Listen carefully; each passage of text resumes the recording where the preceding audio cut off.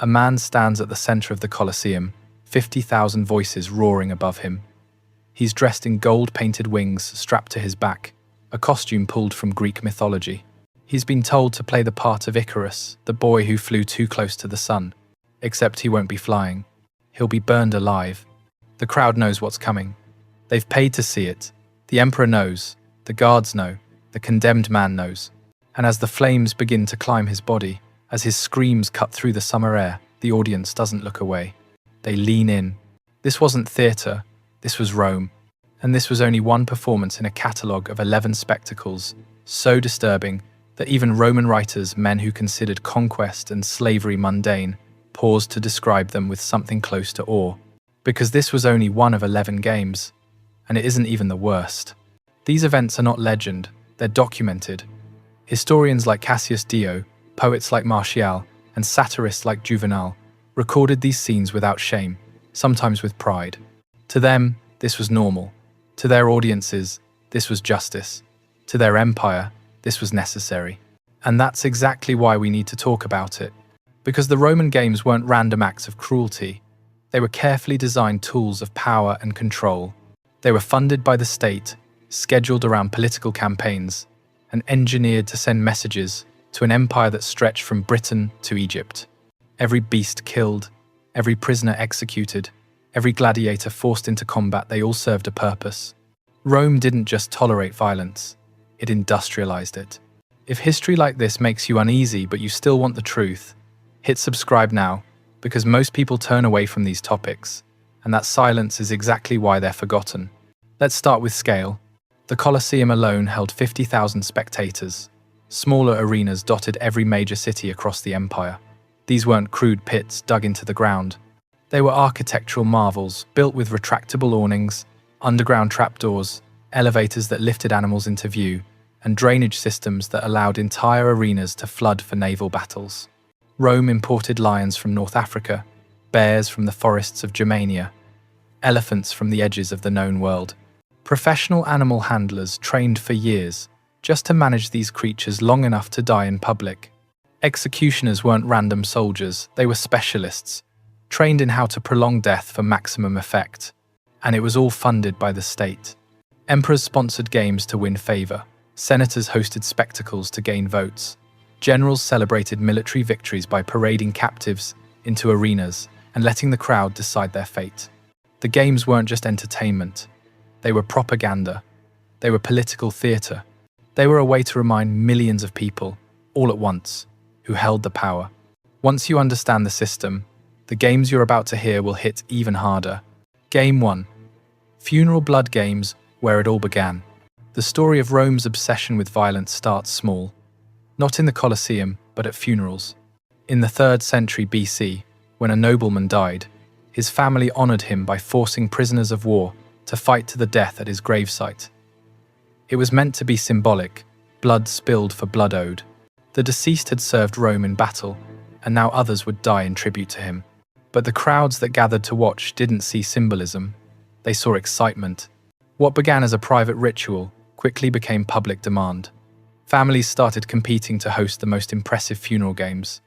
More fighters, better weapons, longer battles. Within a generation, funerals were being staged in public forums, and the number of combatants grew from 2 to dozens.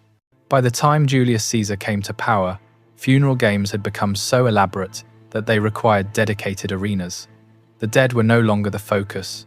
The spectacle was. Rome had learned a dangerous lesson. Violence draws a crowd, and a crowd can be controlled. This wasn't even the peak.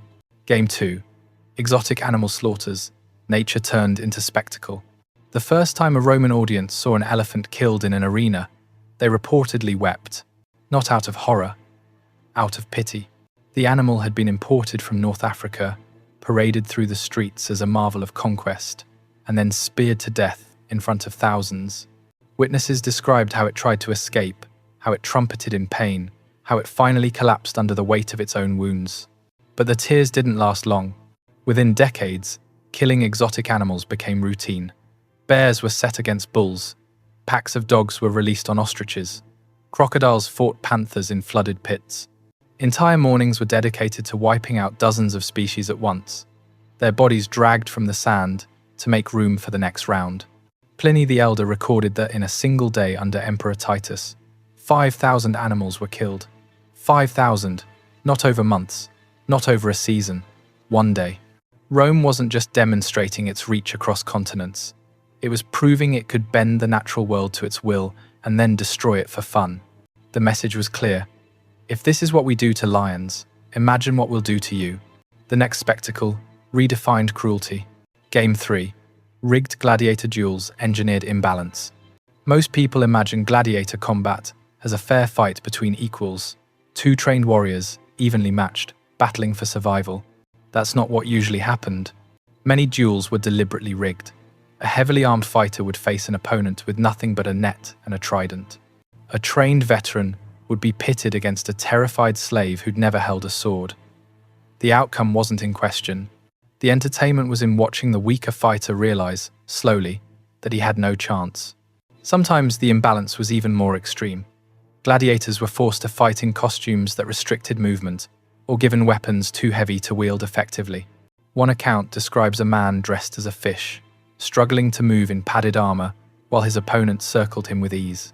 The crowd didn't want fair fights, they wanted domination. Because Rome's entire worldview was built on hierarchy. Citizens above slaves, Romans above foreigners, the strong above the weak. Every rigged duel reinforced that order. Every mismatch reminded the audience where they stood in the system. And if you were in the arena, you weren't part of the system anymore. You were the lesson. What followed stunned even Roman citizens. Game 4. Midday executions. The intermission, no one survived. Gladiator fights happened in the morning and late afternoon. The middle of the day belonged to something else. Executions. But not quick ones, not merciful ones. Prisoners condemned to death were killed in ways designed to entertain a crowd waiting for the main event. They were mauled by animals, burned alive, crucified in view of thousands. Roman law had categories for these deaths. The worst criminals, those convicted of treason, murder, or defying the state, were sentenced to something called damnatio ad bestias, condemned to the beasts. They were dragged into the arena, often unarmed, and released in front of starved lions or packs of wild dogs. The animals didn't kill quickly. They tore at limbs, ripped open stomachs, dragged victims across the sand while they were still conscious. Martial, a Roman poet, wrote about these executions the way someone might describe a meal: casual, detached. He noted which animals were most effective, which deaths took longest, which criminals screamed the loudest. And the audience ate lunch during this. Because to Rome, this wasn't tragedy. It was order. These were criminals, enemies, people who had broken the rules. Watching them die wasn't cruelty, it was justice. Once you understand that logic, you understand how the next game became possible. Game 5. Myth reenactments performed by the condemned. Rome didn't just kill people, it turned their deaths into stories. Condemned prisoners were forced to reenact scenes from mythology, except the deaths were real. A man playing Orpheus, torn apart by animals. A prisoner cast as Prometheus, chained to a rock while a trained eagle ate his liver.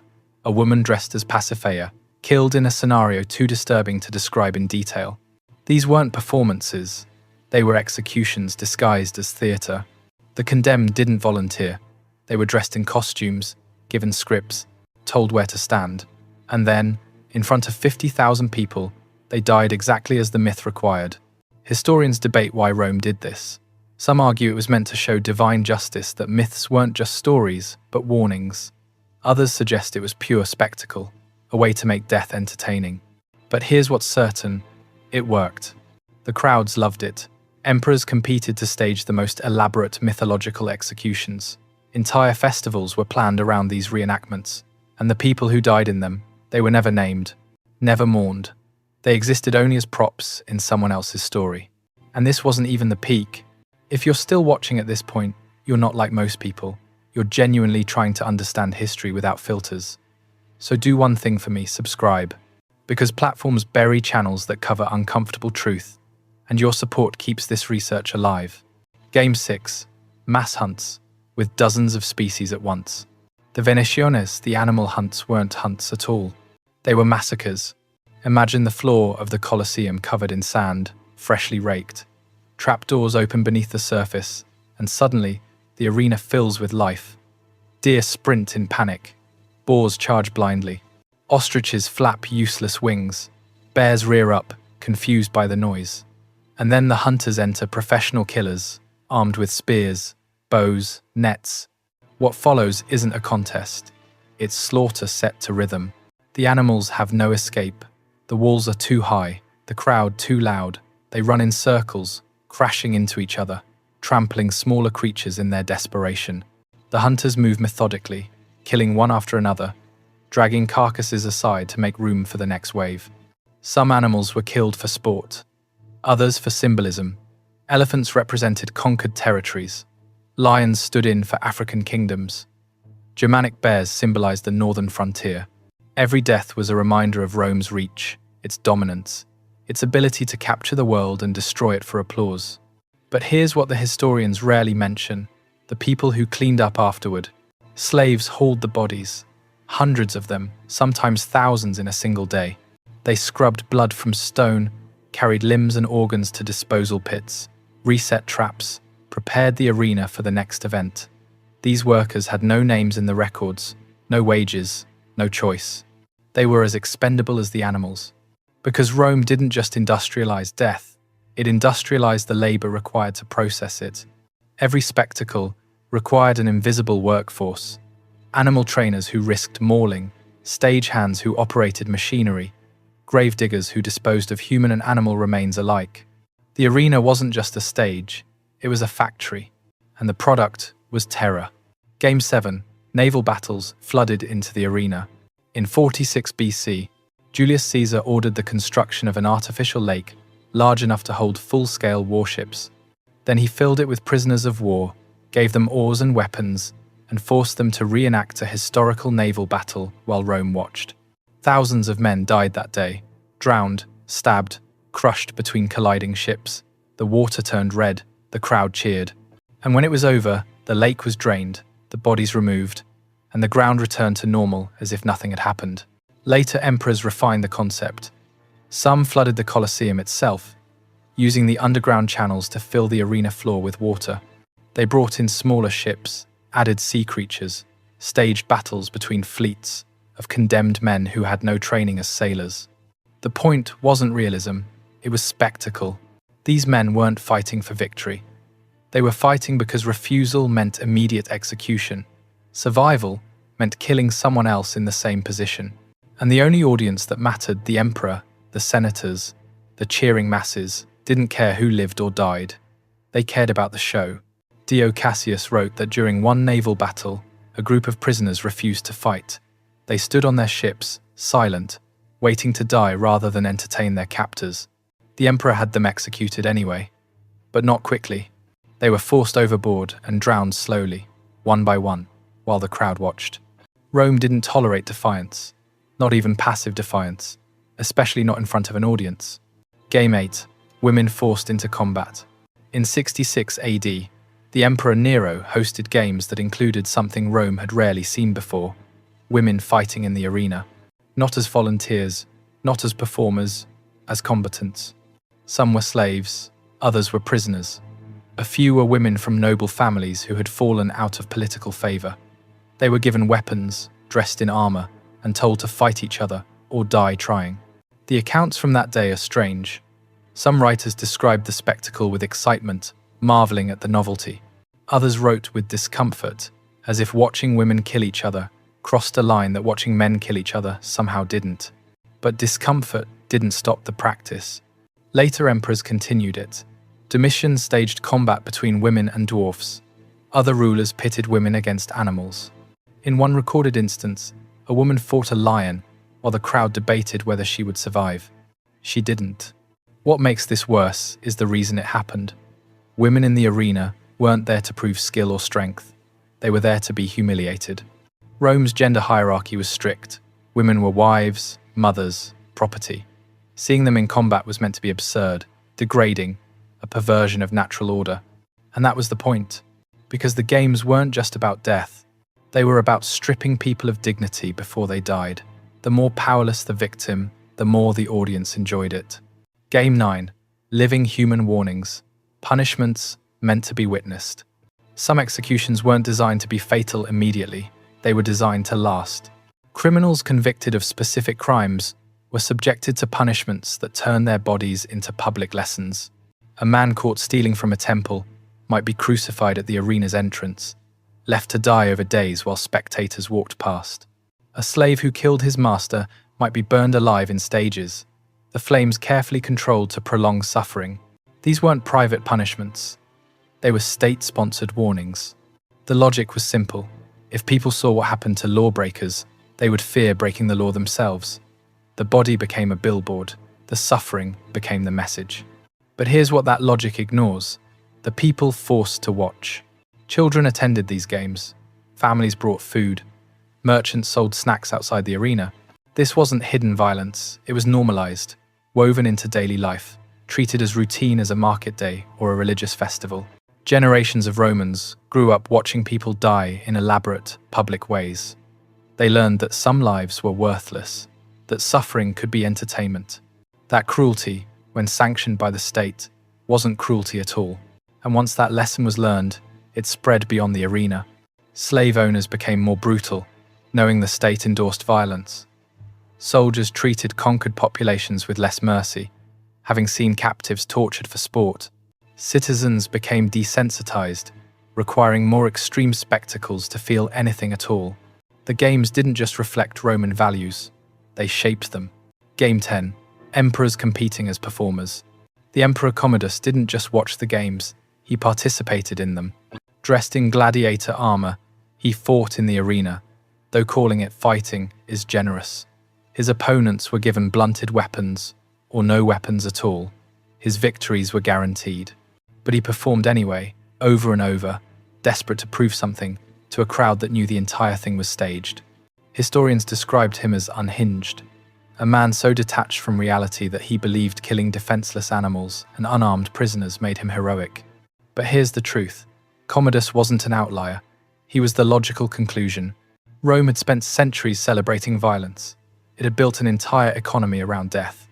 It had turned suffering into statecraft. And now its emperor, the most powerful man in the world, had internalized the message so completely that he thought killing for applause was noble. The crowd didn't riot.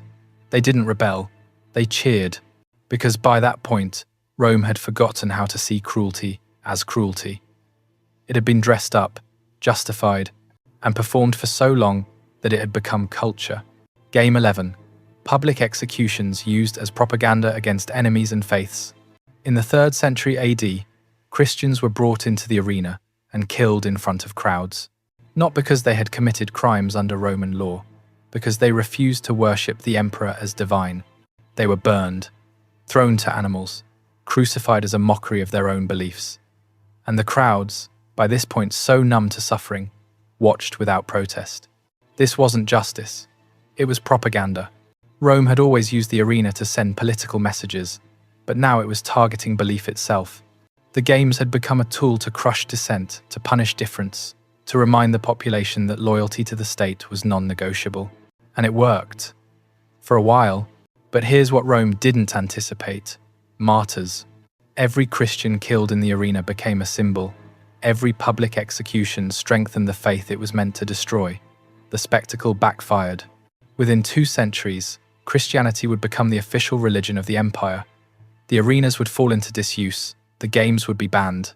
But not because Rome suddenly developed a conscience. Because the empire was collapsing, and it could no longer afford the spectacle. If you're the kind of person who believes history shouldn't be sanitized, don't leave without subscribing. Most viewers stop here and disappear, and that's why this part of the past keeps getting erased. By the 4th century AD, the games had become unsustainable. Not morally, economically. Importing exotic animals from across 3 continents cost fortunes. Training gladiators required years of investment. Maintaining arenas demanded constant repairs. And the empire, stretched thin by war and internal decay, could no longer justify the expense. But the collapse wasn't sudden. It was slow, grinding, inevitable. Emperors continued hosting games, but on smaller scales. Fewer animals, cheaper spectacles. Crowds still gathered, but the energy had shifted. What had once felt like power now felt like desperation, a dying empire clinging to the rituals that had once defined it. In 404 AD, a Christian monk named Telemachus reportedly jumped into the arena during a gladiator fight and tried to stop it. The crowd stoned him to death. But his act of protest became a turning point. Shortly after, Emperor Honorius officially banned gladiatorial combat. The games didn't end because Rome became enlightened. They ended because Rome was too broken to continue them. The arenas stood empty. Sand turned to dust. The machinery beneath the Colosseum rusted and collapsed. Nature reclaimed what violence had built, but the damage was already done. Because here's what centuries of industrialized cruelty do to a society. They hollow it out from the inside. Rome had spent generations teaching its citizens that some lives were disposable, that suffering could be spectacle. That cruelty, when performed publicly and sanctioned by the state, was not only acceptable but admirable, and those lessons didn't vanish when the games ended. The same logic that justified killing prisoners for entertainment also justified enslaving entire populations. The same mindset that cheered for rigged gladiator duels also supported political purges and mass executions. The desensitization that made watching a man burn alive normal also made atrocities outside the arena easier to ignore. The games were never just entertainment. They were a framework for how Rome saw the world. And once that framework was in place, it didn't need arenas to continue. It lived in laws, in hierarchies, in the everyday violence that empires inflict on the powerless. The Colosseum fell into ruin, but the mindset that built it endured. We see echoes of it even now, not in literal arenas, but in the ways societies still treat violence as spectacle, in the way executions are broadcast, wars are televised, suffering is consumed as content, in the way we build systems that dehumanize people and then justify it with language that makes cruelty sound reasonable. Rome called it justice. We call it other things, but the structure is the same. Because the uncomfortable truth is this: the games didn't happen because Romans were uniquely evil. They happened because Rome built systems that normalized violence, rewarded cruelty, and turned suffering into a tool of control. And once those systems exist, they're difficult to dismantle. They don't require monsters. They require indifference. They require crowds willing to watch and not question. They require people who see injustice and decide it's not their problem. The Romans weren't different from us. They were us, given different circumstances. And that's the part that should terrify you. Think about the scale of what we've just discussed. 11 types of games, performed across centuries, watched by millions. Generations of people who grew up believing this was normal. Entire industries built around death. Political careers launched on the promise of better spectacles. And yet, for all that violence, for all that power, Rome still fell. Not because of the games directly, but because a society that builds its identity on domination eventually runs out of things to dominate. It turns inward. It consumes itself. The arenas were a symptom, not the cause.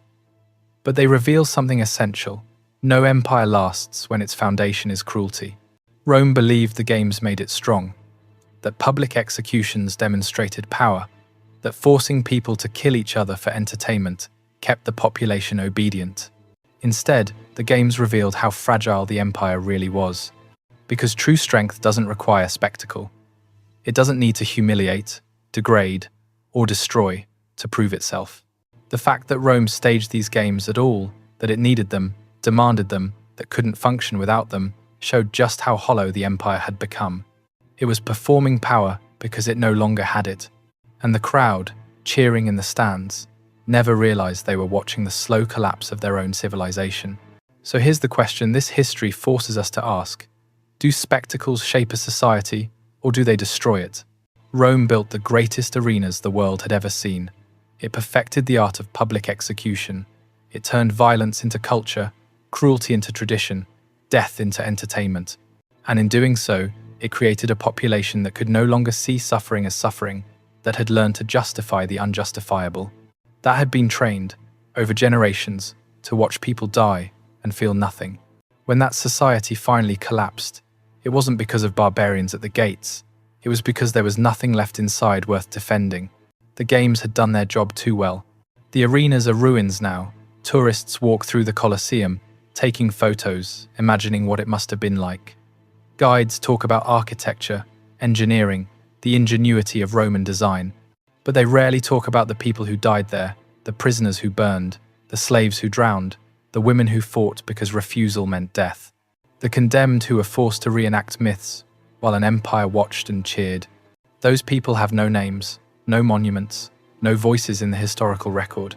They exist only as evidence, proof that Rome's greatest achievement, its ability to organize, entertain, and control millions, was built on suffering so routine it became invisible.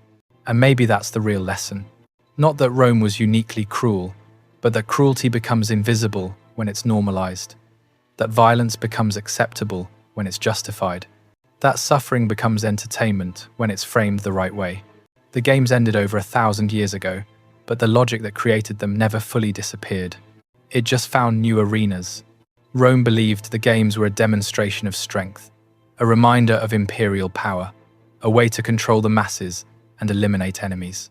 But history remembers them differently, not as symbols of strength, but as evidence of decay, not as proof of power, but as monuments to a civilization that mistook cruelty for culture and domination for greatness. The Colosseum still stands, empty and silent, and every stone in its foundation is a reminder that no empire lasts when it builds itself on the suffering of others. Because spectacle fades, power crumbles, and the only thing that endures is the question we refuse to ask. What are we willing to watch? And what does that say about who we've become? And if you think Rome reached the limit, wait until you learn about the civilization that pushed ritual killing even further. That video is waiting for you right now.